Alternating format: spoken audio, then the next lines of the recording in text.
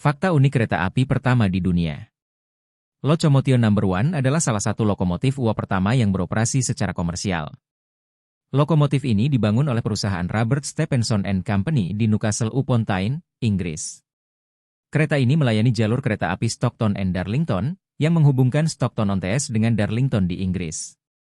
Locomotion nomor 1 dapat menarik hingga 20 gerbong dengan kecepatan maksimum sekitar 24 km per jam, 15 mph. Lokomotif ini digunakan untuk mengangkut barang, terutama batu bara, serta penumpang. Locomotion No. 1 disimpan di Museum Kereta Api Nasional di York, Inggris.